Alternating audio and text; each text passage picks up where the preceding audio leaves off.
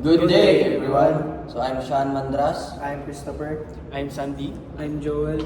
and now we're making a reaction video about the video we gathered in our social experiment. So let's go.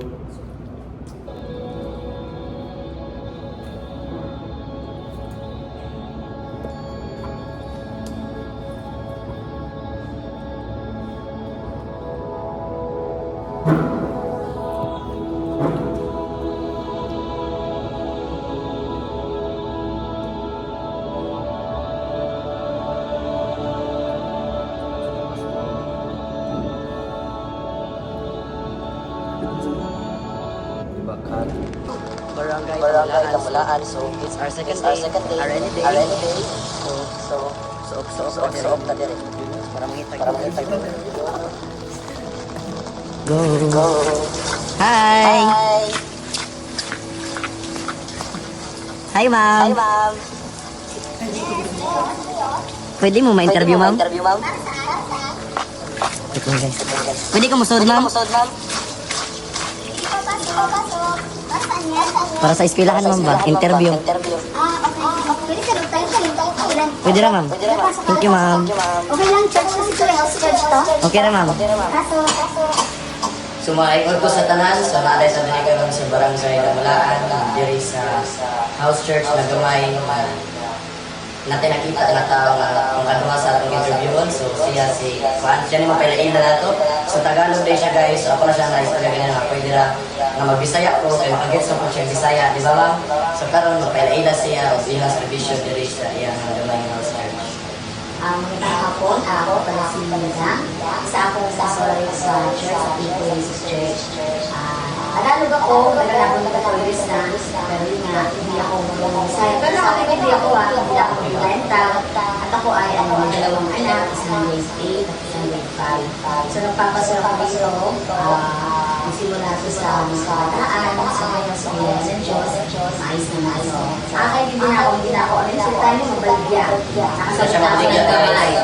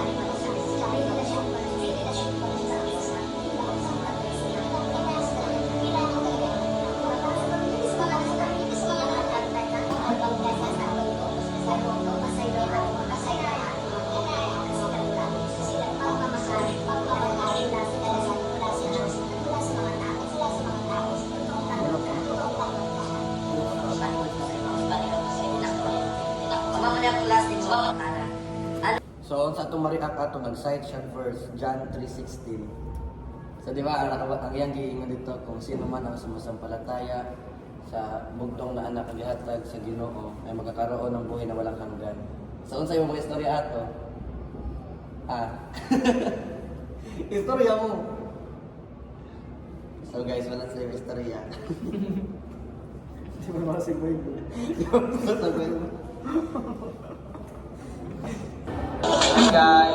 Hi guys, it's our day na mangita sa itong last interview sa Ama. Bye-bye! So may magdak sa tanan, so ako dahil si Sean Mandras, ang karon na na diri sa ACLC or mo, kung karon nakita nato ang atong last nga interview. So sige mo, paila-ila na. Hi everyone, my name is Dulce Gonzalez. I'm 16 years old at sila din ko din sa SLC College Parma. So una sa tanan, nagpasalamat ta sa iyang gihatag nga gamay nga oras sa permiso mo nga pwede ka na mo ma-interview. So by the way, hindi siya scripted, guys, hindi na mo siya kaila. We're senior, we're college of makita siya ID nga senior high siya diri sa Ama. So mga okay na naman, matanong ka ng gamay nga mga tanan. Hindi siya sa So, what's one reminder you give to anyone who feels alone? Ang one reminder ko ihatag na nakakaramdam ng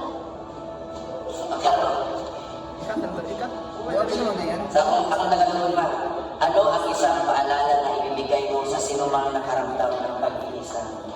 ako ihatag kay okay lang nga mag-talk about ng iya personal problem na usa ka tawo kay di naman ito madali nga mag-storya ka iya about yourself wala niya nararamdaman.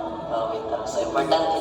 Kung dili ka nang dili, I mean, wala ka nag inusara ba like mo feel nimo kita man jud sa kita mga Gen Z maka-feel dito yung anak sa karon nga generation ba pero hindi na ma-feel balik out alone. So dili lang ta alone kay nasi God na nagyan ko na to always and dili ta mauo nga kanang mo seek and help gani na natay mga friends natay mga friends na kanang handa kay mutabang nato ba nga kanang naa sila so di na to pirmiho na naon na kita ra kanang dili sa ta mauwaw nga mangita yung mga tabang sa ato friends nga dili Kita na mo. ay sa mga alo dili mo isolate mo magaling yan okay na makafeel tag alone kay imo man i-isolate mo Nag-stay lang pagod siya nga, di ba, communication. Kay, unsa man daw ko na iyo ang imong ma-remind sa kanang mga tao nga naka-feel sila kana nag-inusara.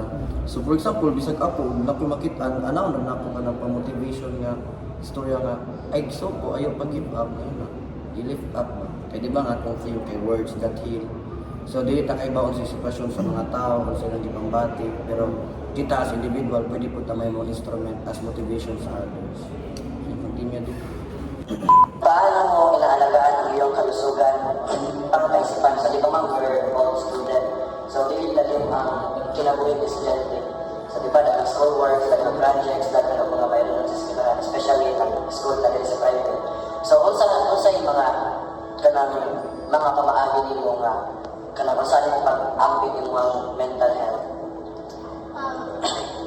First thing is mag-manage ta og time kung asa ta kuan asa unsay oras mag-study ta or unsay oras nga ihatag ko nato ang ato kaugalingon sa kung unsay ato gusto buhaton.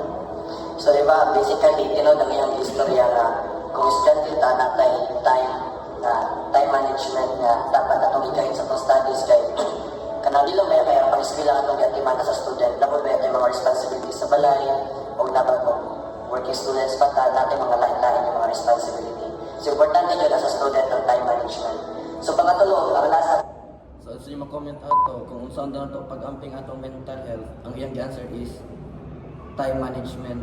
Kay makaapekto ba ya ang kanang mga school works, mga buhatonon sa eskwelahan kung wala tay time management. So lisod pod og mo kuan ta, mo take ta og battle nga walay sapat na walay sapat nga kanang preparation. yeah. Siguro kanang sa imo lang self ba like dili ka magput og kaya so much pressure sa imo kagalingon kay diha ba na mo ba ang pinakauna nga kuan like pressure kay kasi mo kagalingon ya damo na kay nagunahon so imo ma-feel na mixed emotion na so damo na kay mo na so sa siguro ang imo buhaton na para imo ma-manage yung mental health kuan dili ni may isolate mo kagalingon talk to your friends Don't isolate you. pray always mga ganyan. Konsad kining dili lang sa ato mga studies with bisag sa ato self love na to self like i-prioritize na to own needs anya mag-set tag boundaries to protect our peace and happiness kay para maprotektahan sa dato mental health ba di ba ato mind.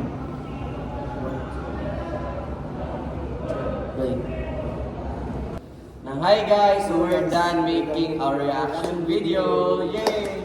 So karon maghatag mi ka ng brief nga summary about sa reaction video nga among nahimo ganina. So ikaw din sa imong mga na summary or imong mga lesson learned sa atong mga niagi nga interview nato. So katong yung kananay ganina shit grabe proud kay ko kananay. Okay. Grabe 66 years old and 55 years siya mag-uuma, Grabe na. di ba? kaya gyapon niya, wala siya ni-give up. Siyempre kay dedication. dapat put God first, di ba? Kay Yes, yun na. moro gid masaligan nato bisan pag unsa pay mo kahimtang bisan pag naay mga blessings or wala moabot, be thankful lang gid. Ikaw daw, kung sa imo mga napulot nga aral do. Siguro sa second video kung unsay kailangan ihatag sa Ginoo nga mga struggles nato sa kinabuhi. So kailangan ready ta nga ato to i-face to tanan nga struggles ba para kana kay dili ta mo give up dayon kay kung give up dayon ka dali wala kay kanang pagtungo sa mo galingon o sa kagad. So asa mga pulutan nala wala kuan naka-pirmi kanang dili ka mogawas sa comfort zone nga na ba.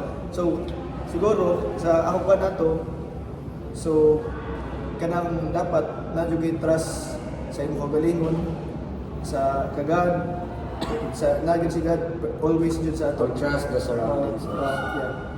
So nga ko ang lesson learned nga murag naka-highlight ato is katong na-interview na mo katong last na mo na-interview katong student especially katong gipangutanan naman siya kung saon niya pag kanang amping or sa niya pag-care ang iyang mental health. So the time management is very important, especially as students niya. Ang time management especially nag-take big finals ron sa daghang mga buhatonon, but na-pressure me pero tinod nga pag nakay kanang logic nga thinking kung ka manage sa imong time, especially sa mga school works nga imong i-manage, especially sa mga buhaton mo sa balay, di ba wala imposible kung especially po sa katong na interview na mo nga itong nag-una nga ito nga dili kalimtan na pagsalig sa Ginoo and everything will be okay. So mora to, daghang salamat, bye bye. Bye bye. Let's go.